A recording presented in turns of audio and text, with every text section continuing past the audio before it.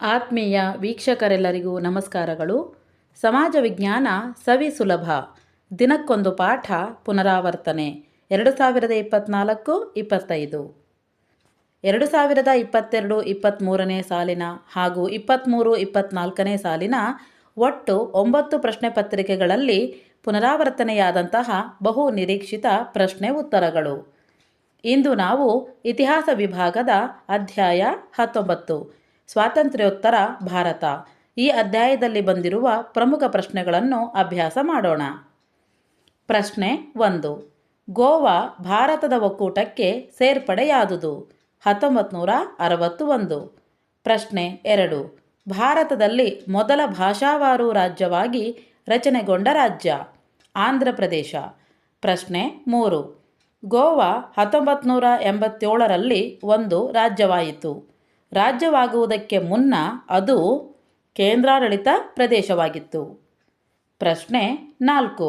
1953ರಲ್ಲಿ ಫಜಲ್ ಅಲಿಯವರ ಅಧ್ಯಕ್ಷತೆಯಲ್ಲಿನ ಆಯೋಗವು ಏಕೆ ರಚನೆಯಾಯಿತು? ಉತ್ತರ: ಭಾಷೆಯ ಆಧಾರದ ಮೇಲೆ ರಾಜ್ಯಗಳನ್ನು ಪುನರ್ ವಿಂಗಡಿಸಲು. ಪ್ರಶ್ನೆ 5. ಸರ್ದಾರ್ ವಲ್ಲಭಭಾಯಿ ಪಟೇಲರನ್ನು ಭಾರತದ ಉಕ್ಕಿನ ಮನುಷ್ಯ ಎಂದು ಏಕೆ ಕರೆಯುತ್ತಾರೆ? ಏಕೆಂದರೆ ದೇಶೀಯ ಸಂಸ್ಥಾನಗಳನ್ನು ಭಾರತದ ಒಕ್ಕೂಟಕ್ಕೆ ವಿಲೀನಗೊಳಿಸಿದ್ದರಿಂದ. ಪ್ರಶ್ನೆ 6. ಗೋವಾವನ್ನು ಪೋರ್ಚುಗೀಸರಿಂದ ಹೇಗೆ ಮುಕ್ತಗೊಳಿಸಲಾಯಿತು? ಉತ್ತರ: 1.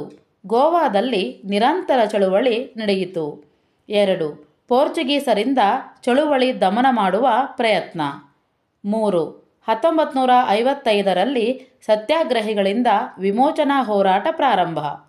4. 1961ರಲ್ಲಿ ಗೋವಾ ವಿಲೀನ. ಪ್ರಶ್ನೆ 7.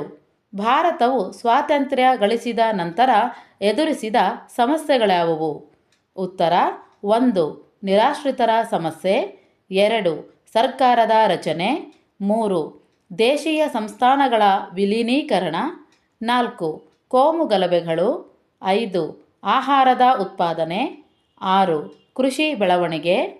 7. ಕೈಗಾರಿಕಾ ಬೆಳವಣಿಗೆ. 8. ಭಾಷಾವಾರು ರಾಜ್ಯ ರಚನೆ. ಪ್ರಶ್ನೆ 8. ಭಾರತದ ಒಕ್ಕೂಟಕ್ಕೆ ಹೈದರಾಬಾದ್ ಮತ್ತು ಜುನಾಗಢ್ ಹೇಗೆ ವಿಲೀನವಾದವು? ಮೊದಲಿಗೆ ಹೈದರಾಬಾದ್ ಸಂಸ್ಥಾನ. 1.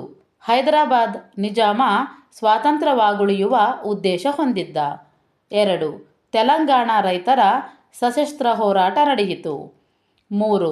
ರಜಾಕಾರರ ಬಗ್ಗೆ ಜನತೆಯಲ್ಲಿ ಪ್ರತಿರೋಧವಿತ್ತು. 4. ಸೈನಿಕ ಕಾರ್ಯಾಚರಣೆ ಮೂಲಕ 1948ರಲ್ಲಿ ವಿಲೀನವಾಯಿತು. ಜುನಾಗಢ್ ಸಂಸ್ಥಾನ. 1. ನವಾಬ ಪಾಕಿಸ್ತಾನಕ್ಕೆ ಸೇರುವ ಉದ್ದೇಶ ಹೊಂದಿದ್ದ. 2. ಇದನ್ನು ವಿರೋಧಿಸಿ ಜನರು ಬೀದಿಗಿಳಿದರು. 3. ನವಾಬ ರಾಜ್ಯ ಬಿಟ್ಟು ಪಲಾಯನ ಮಾಡಿದನು. 4. ಸೈನ್ಯದ ನೆರವಿನಿಂದ ಶಾಂತಿ ಸ್ಥಾಪನೆ ಮತ್ತು ಒಕ್ಕೂಟಕ್ಕೆ ಸೇರ್ಪಡೆ. ಪ್ರಶ್ನೆ 9. ಭಾರತದ ಒಕ್ಕೂಟಕ್ಕೆ ಬೇರೆಲ್ಲ ಸಂಸ್ಥಾನಗಳ ವಿಲೀನಕ್ಕಿಂತ ಕಾಶ್ಮೀರದ ವಿಲೀನವು ವಿಶಿಷ್ಟವಾಗಿದೆ. ಹೇಗೆ? ಉತ್ತರ: 1. ರಾಜ ಹರಿಸಿಂಗ್ನು ಸ್ವತಂತ್ರವಾಗುಳಿಯಲು ನಿರ್ಧರಿಸಿದ್ದನು. 2. ಪಾಕಿಸ್ತಾನವು ಮುಸ್ಲಿಂ ಬುಡಕಟ್ಟು ಜನರನ್ನು ದಾಳಿ ಮಾಡಲು ಪ್ರಚೋದಿಸಿತು. 3. ನ್ಯಾಷನಲ್ ಕಾನ್ಫರೆನ್ಸ್ ಪಕ್ಷವು ಹೋರಾಟ ನಡೆಸಿತು. 4. ರಾಜ ಹರಿಸಿಂಗ್ನು ಭಾರತದ ಸಹಾಯವನ್ನು ಕೋರಿದನು. 5.